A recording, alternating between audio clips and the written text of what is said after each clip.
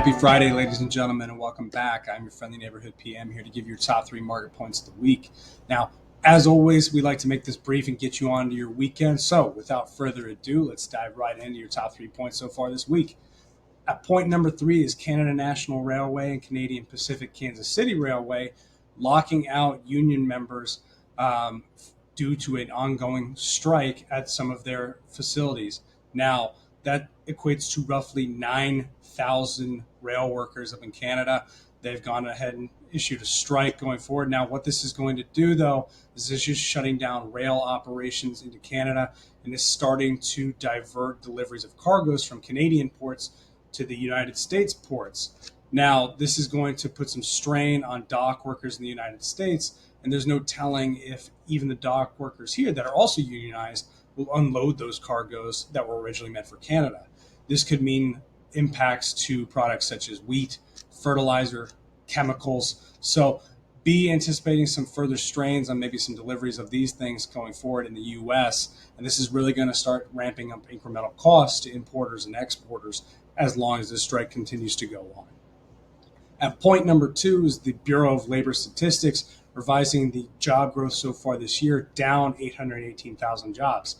Now, why is this monumental? One, the size of the revision is extremely large. There's no hiding that.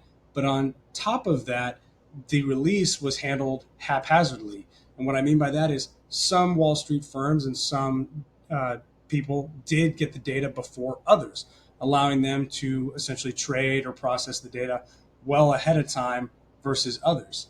Now, this is not the first time that the labor statistics were released haphazardly. Earlier in May, the Bureau did release CPI data 30 minutes ahead of time when that shouldn't have happened as well. Now, what this is going to do is continue to kind of erode trust in that department to release trustworthy data going forward. So that really does make quite the impact, at least on our end, from analyzing economic data. And finally, on point number 1, is U.S. existing home sales rising for the first time in 5 months. Now, like we've seen in the past, affordability issues, high mortgage rates have continued to kind of crimp on the activity in the housing market. But as we've seen now, mortgage rates have fallen down below 7%. We're starting to see some stabilization in the housing market a little bit here. But mortgage applications do continue to be relatively weak. That kind of gives us the sign that buyers and sellers are continuing to wait and hope for mortgage rates to go lower and lower, right in time for the Fed to potentially start cutting rates as well. So we'll keep an eye on that and keep you informed as we see developments in that market as well. Now, that does it for our top 3 points this week. What are we looking to for next week? Well, next week, you can probably guess it's NVIDIA releasing earnings on the 28th. Now, every time NVIDIA releases earnings pretty much over this past year, because of the entire AI boom, the markets pretty much go crazy. So that's going to be a key talking point for us next week, and we'll keep you informed here once we get those results.